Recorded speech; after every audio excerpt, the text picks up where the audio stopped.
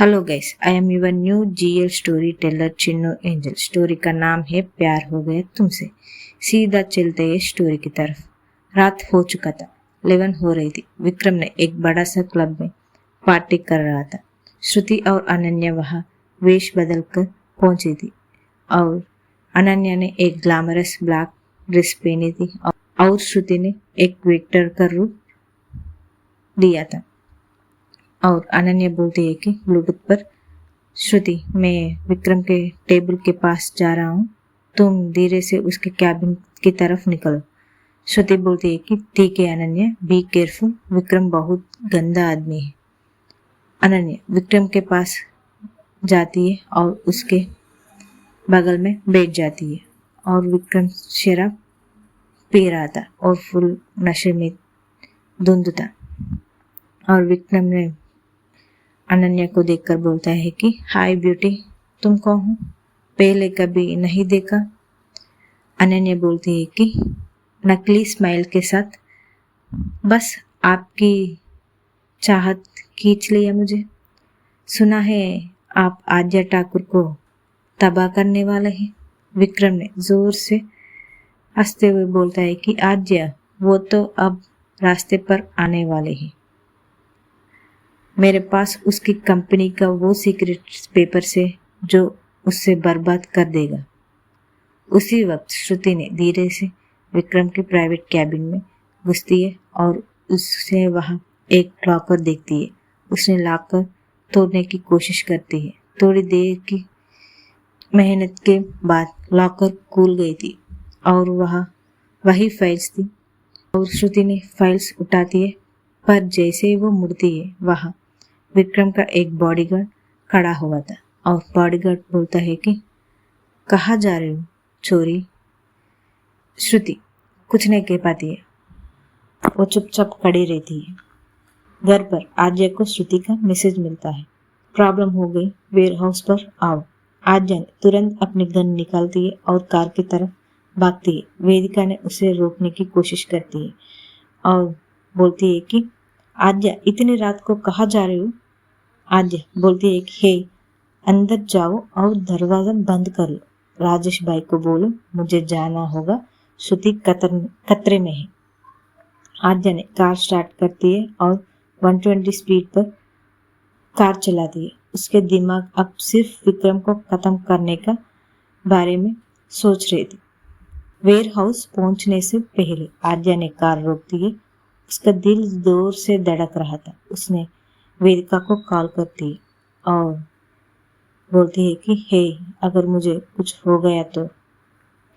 वेदिका बोलती है कि ऐसी बात मत कीजिए आद्या, अपने वादा किया था, अब वापस आओगी।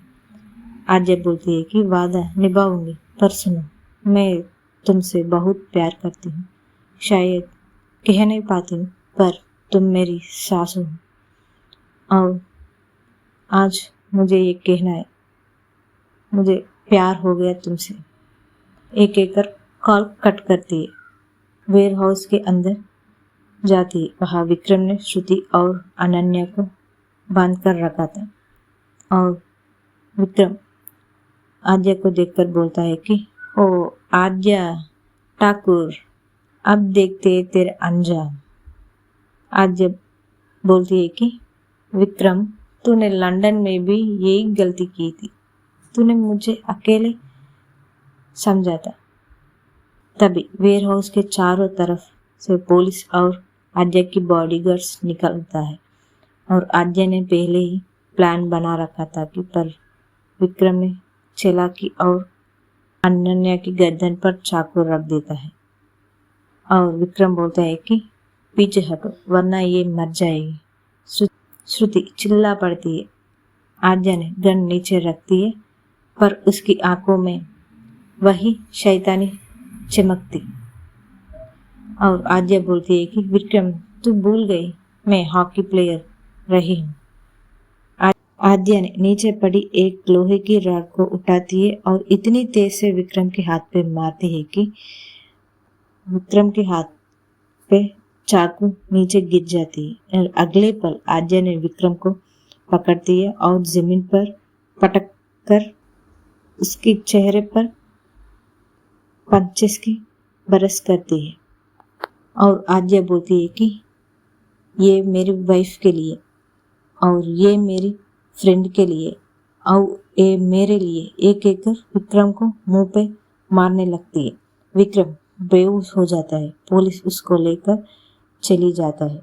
श्रुति ने भागकर अनन्या को गले लगाती है और आज वही जमीन पर बैठ जाती है थकी हुई पर सुकून में, और वो देखती है कि अनन्या और श्रुति की तरफ, और श्रुति अनन्या को उठाती है और उसको एक बॉडीगार्ड को देकर घर में छोड़ने की कहती है और अनन्या वहां से चली जाती है और श्रुति आकर आद्या के पास बैठ जाती है और बोलती है कि क्या हुआ यार, ऐसे बैठ गई।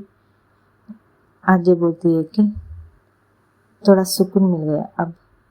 आद्या बोलती है कि और मैं आप तुमसे कुछ कहना चाहती हूँ श्रुति।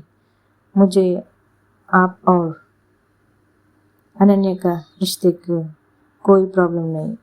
अब मैंने गुस्से में उस पर उस वक्त नहीं सुना, बट मैं समझ गई। शायद हम दोनों ने उसको नहीं समझा उस टाइम पर। अब मुझे कोई प्रॉब्लम नहीं है श्रुति, आप दोनों की रिलेशनशिप की बारे में मुझे कोई प्रॉब्लम नहीं है। श्रुति बोलती है कि थैंक यू यार, मुझे तुमसे ये बात बताने की सोच रहा हूँ पर तुम समझ गए।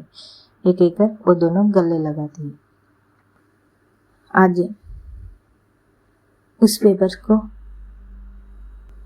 लेती है और वहां से निकल जाती है और घर आने के बाद सब लोग हॉल में वेट कर रहा था और फाइल्स लेकर दादाजी को देती है। दादाजी ने आर्य को शाबाश बोलता है और राजेश एंड प्रिया सब लोग बहुत खुश है और दादाजी बोलता है कि आज हमारी बेटी ने खानदान की नाक बचा ली है और मम्मी बोलती है कि अब सब ठीक हो गया वेदिका बेटा, अब तुम हॉस्पिटल जा सकती है।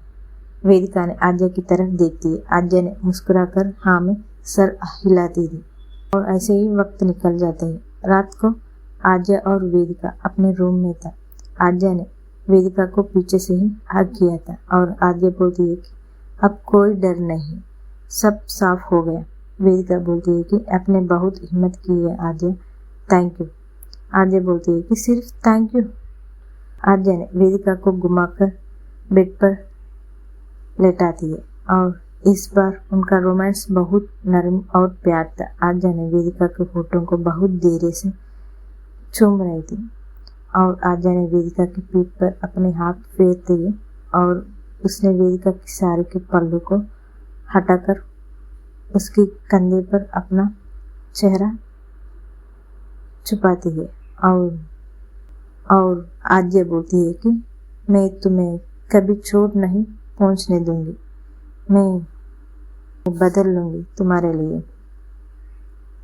और एक एक दोनों एक दूसरे की बाहों में सो जाते हैं। लेकिन दूर कहीं जेल में बैठा हुआ विक्रम अभी भी बदले की आग में जल रहा था और बुआजी और नेहा अभी खामोश थी, खत्म नहीं हुई थी। विक्रम के जेल जाने के बाद ठाकुर मेंशन में पहली बार एक गहरा और ठंडी सुबह आई थी, पर आद्या की आदत नहीं बदली थी। सुबह की 6 बजे बालकनी में आद्या खड़ी हुई थी और वो एक हाथ में कॉफी और एक हाथ में सिगरेट जला हुई थी। वेदिका आंखों खोलती है और वो देखती है कि आद्या वहां नहीं। वो उठती है और बालकनी की तरफ जाती है और पीछे से ही आद्या को हक करती है और वेदिका की सर उसकी पीठ में टिका देती है और वेदिका बोलती है कि अब तुम सब ठीक हो गए ना आद्या, अब तो ये सिगरेट कब छोड़ दूंगी। आद्या बोलती है कि हे लंबा कश लेकर धुआं बाहर निकलते हुए, ये मेरा पुरानी आदत है, जब तुम नहीं तब सिर्फ ये धुआं मेरे साथ थी। बट मैं वादा नहीं कर सकती हूँ, पर तुम्हारे लिए कोशिश कर सकती हूँ। एक एक आद्या ने सिगरेट एशट्रे में मसलती है और पलटकर वेदिका को अपनी बाहों में भर लेती है और वेदिका की फोरहेड पे किस देती है और आद्या बोलती है कि चलो नीचे चलते हैं, आज दादाजी ने सबको ब्रेकफास्ट टेबल पर बुलाया है, शायद कोई बड़ा फैसला लेने वाला है।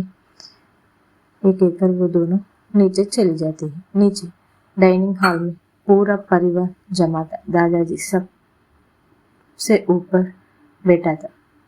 बगल में आद्या की डैड एंड मम्मी, राजेश भाई और प्रिया मुस्कुरा रहा था। आद्या की छोटा भाई अपने फोन में बिजी था और दादाजी बोलता है कि सुनो सब लोग, आद्या ने और वेदिका ने मिलकर जो हिम्मत दिखाई है उससे हमारा सारा गर्व से ऊंचा हो गया है।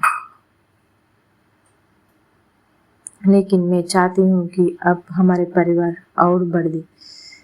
दादाजी डैडी, आद्या की डैडी बोलता है कि पापा जी आप क्या कहना चाहती हैं। दादा बोलता है कि राजेश और प्रिया, तुम हमें खुशखबरी देने ही वाले हैं, पर मैं चाहती हूँ कि आद्या और वेदिका भी अब अपने रिश्ते को अगली पड़ाव पर ले जाए। मैं चाहती हूँ कि तुम दोनों कुछ दिनों के लिए लंदन जाओ, एक लंबी हनीमून पर। वहाँ हमारा बिजनेस की नया ब्रांच का काम भी देख लेना और थोड़ा वक्त एक दूसरे के साथ बिता दो। आद्या ने वेदिका की तरफ देखती है। वेदिका थोड़ा शर्मा गई थी, वो नीचे सर झुकाती है। आद्या बोलती है कि दादाजी अभी तो हॉस्पिटल में इतना सब हुआ, वो कैसे जाएगी।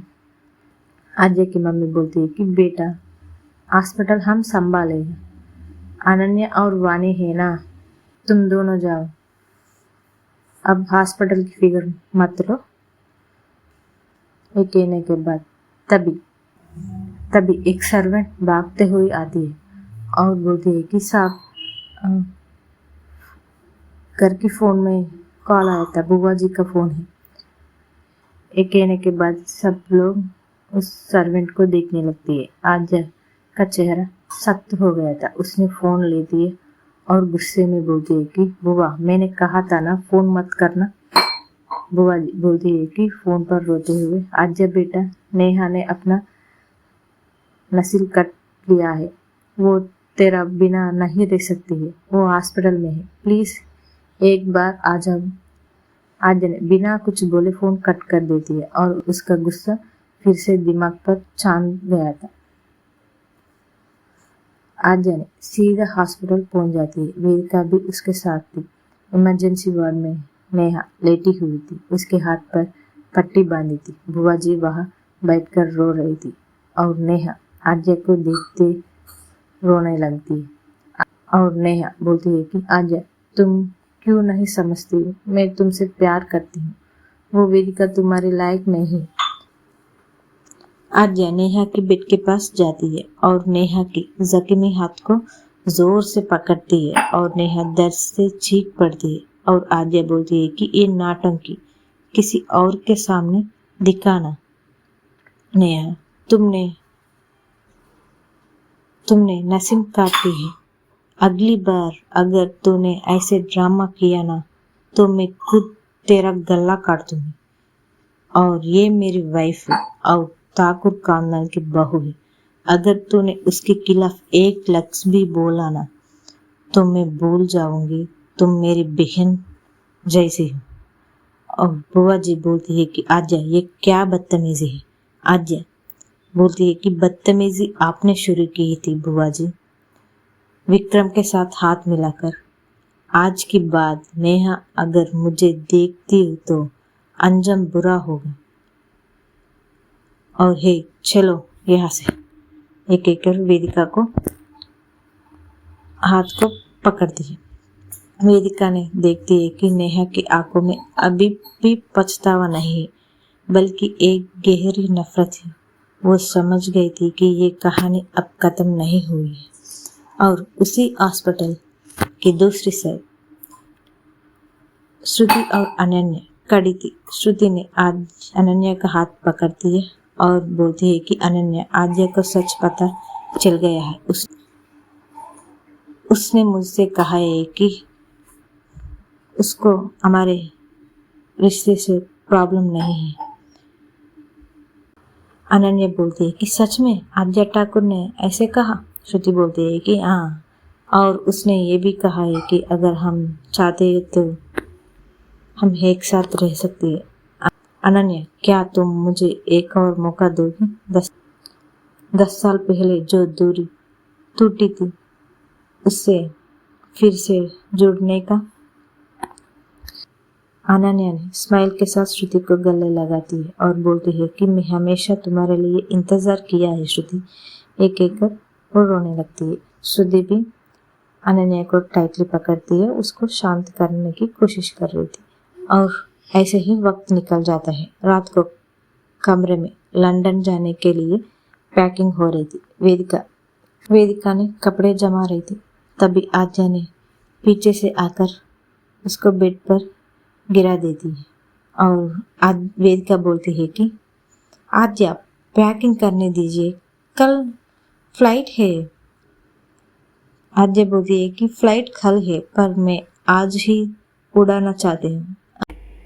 एक एक कर आद्या वेदिका के ऊपर आती है। झट से वेदिका के टॉप को रिमूव करती है और उसके ब्रा को उक्स को भी रिमूव करती है और एक चेस्ट को हाथ में लेकर प्रेस करने लगती है और वेदिका की तरफ देख रही थी। वेदिका आंखें बंद करके बेडशीट को टाइटली पकड़ती है और आद्या उस चेस्ट को उसके मुंह के अंदर लेती है और सक करती हुई प्रेस कर रही थी। दोनों कर रही थी एक ही चेस्ट पे और अब वो के चेस्ट को छोड़ती है और दूसरे चेस्ट पर हाथ रखती है और प्रेस करने लगती है और धीरे धीरे से अप्रॉक्स 5 मिनट्स तक दोनों चेस्ट पर किस करना, सक करना, प्रेस करना ये सब कर रही थी और उठती है और वेदिका की नीचे पॉइंट टोटल रिमूव करती है दोनों को एंड धीरे से थोड़ी देर डाउन पार्ट में रब करती है और वेदिका की लिप्स रखती है और उसकी दोनों फिंगर्स को वेदिका के अंदर इंसर्ट करती है। इससे वेदिका की मुंह से चीख निकलती है। वेदिका टाइटली आद्या की गर्दन को पकड़ती है। उसको नाखून आद्या को लग रहे थे। शर्ट के ऊपर से भी आद्या को वेदिका की नाखून लग रही थी बट आद्या को इससे कोई फर्क ही नहीं पड़ रहा था और आद्या फिंगर्स मूव करते करते ही वेदिका की नेक पर किस भी कर रही थी। वेदिका के मुंह से आद्या के नाम आ रहे थे। वो मौन कर रही थी और आद्या के नाम ले रही थी। आद्या ये सुनकर और एक्टिवेट हो जाती है और तेजी से करने लगती है। पूरा तरीके से वेदिका को क्लाइमैक्स पहुंचने के बाद आद्या सेटिस्फाई होने के बाद हाथ हटाती है और वेदिका की नेक पर एक बाइट करती है और बोलती है कि लंदन में कोई डॉक्टर रोहन या विक्रम नहीं होगा, सिर्फ मैं और तुम। एक एक वेदिका की लिप्स पर छोटा सा किस करती है और ऐसे ही दोनों सो जाते हैं और ऐसे ही रात बीत जाती है। अगले दिन लंदन में पहुंचने की तैयारियां कर रही थी और बैग्स पैक करते कार में बैठ जाते और एयरपोर्ट के लिए निकल जाते। एयरपोर्ट जाने के बाद ऑल चेकिंग वगैरह सब हो जाते और फ्लाइट में बैठ जाते। पर उन्हें नहीं पता कि जेल में बैठा हुआ विक्रम ने अपने काम शुरू कर दिया था। उसने लंदन की एक अंडरवर्ल्ड डॉन को सुपारी दे दिया था और विक्रम फोन में बोलता है कि आद्या ठाकुर लंदन पहुंच गई है, उसे मत मारना, उसकी बीवी वेदिका को उठा लो और मैं चाहती हूँ कि आद्या तड़प तड़प के मेरे सामने आए। एक कहकर वो फोन कट करता है। दूसरी तरफ लंदन एयरपोर्ट में पहुंचने के बाद वेदिका को थोड़ा सा ठंड लग रहा था। आद्या वेदिका की कमर से पकड़ती है, अपने तरफ खींचती है और एयरपोर्ट से बाहर आती है और आद्या दिखाती है एक कार की तरफ और वो दोनों जाती है और कार में बैठ जाती है और आद्या बोलती है कि वेदिका से, welcome to London mrs Thakur. यह यहाँ की ठंड थोड़ी जिद्दी है मेरी तरह। आद्या ने वेदिका को गले में एक महंगा पश्मीना शॉल लपट लेती है और उसके हाथ पकड़कर बैठ जाती है। रास्ते में बाहर आद्या लंदन की यादें बता रही थी। कहाँ वो पढ़ती है, कहाँ वो दोस्त के साथ घूमती है, हैंग आउट करती है। पर वेदिका ने महसूस किया था कि उसके कार को किसी ने फॉलो कर रहा था और वेदिका बोलती है कि धीरे से आद्या को, आद्या वो गाड़ी एयरपोर्ट से ही हमारा पीछे कर रही थी। आद्या ने साइड मिरर से देखती है। उसके चेहरा पर कोई डर नहीं था बल्कि एक शैतानी मुस्कान थी। आद्या बोलती है कि ये लंदन है, यहाँ की रोड पर रेंज रोवर और मर्सिडीज की रेस पुरानी है। फिक्र मत करो, मैं हूं ना। ये कहकर आद्या वेदिका के हाथ को कस के पकड़ती है और थोड़ी देर बाद दोनों एक बहुत बड़ा पेंटहाउस में पहुंच जाते हैं। पेंटहाउस की दीवार ग्लास से थी, जहां से पूरा लंदन ब्रिज और थम्स नदी दिख रहा था। आद्या ने वेदिका को कमरे में ले जाती है, जहां बेड पर एक बहुत ही खूबसूरत रेड सिल्क की नाइट रखी थी और आद्या बोलती है कि आज रात हमारी लंदन में पहली रात है, मैं चाहती हूँ तुम ये पहनो। वेदिका बोलती है कि आद्या मैं इतनी छोटी कपड़े। आद्या बोलती है कि वेदिका को पीछे से हट करके, यहाँ कोई नहीं है, सिर्फ मैं और तुम, और मुझे देखना है कि लंदन की चांदनी तुम्हारे जिस्म पर कैसे खिलाती है। आद्या ने वेदिका को शवर लेने के लिए भेज दिया और वो बालकनी में खड़ी होकर श्रुति को कॉल करती है और आद्या बोलती है कि श्रुति, विक्रम ने लंदन में अपनी कुछ पुरानी यार एक्टिविस्ट किया है। मेरे पेंटोन के बाहर सिक्योरिटी को डबल कर दे और मैं ये कार को देखा है एयरपोर्ट से आते वक्त।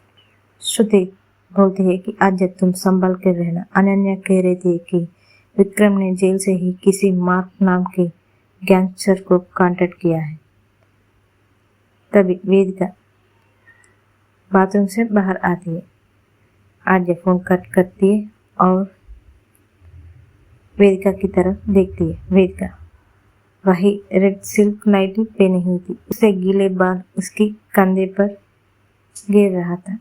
आद्या ने अपने हाथ में वाइन ग्लास को साइड में रखती है और वेदिका की तरफ बढ़ती है और आद्या बोलती है कि पता है लंदन की सबसे अच्छी चीज क्या है?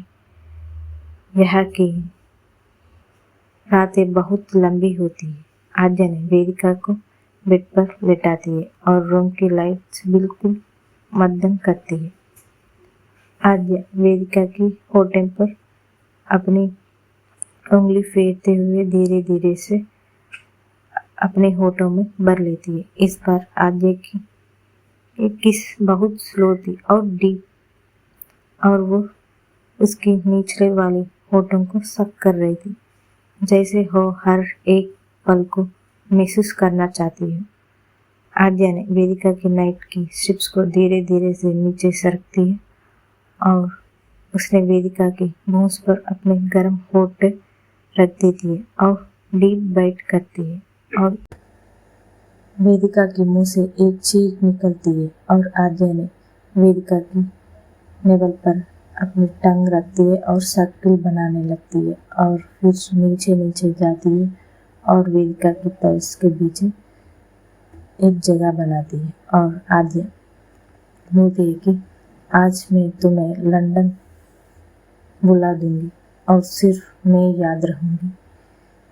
एक कहकर आद्या ने अपनी चेहरा वहां रखती है और वेदिका को सबसे ज्यादा बेचैनी हो रही थी। वेदिका ने आद्या के बालों को जोर से पकड़ती है और उसका पूरा बदन एक झटके के साथ अकड़ गया।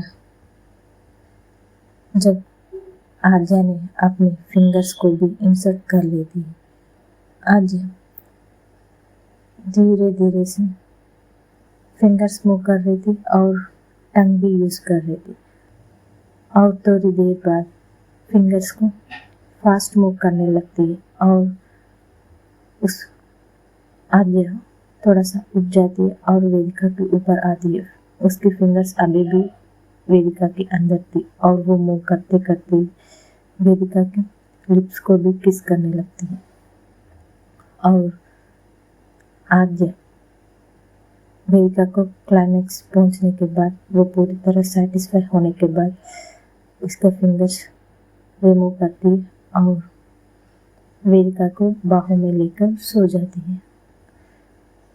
ऐसे ही रात बीत जाती है। आज के लिए यही तक। If you like the story, like, share, comment and subscribe my channel. Bye.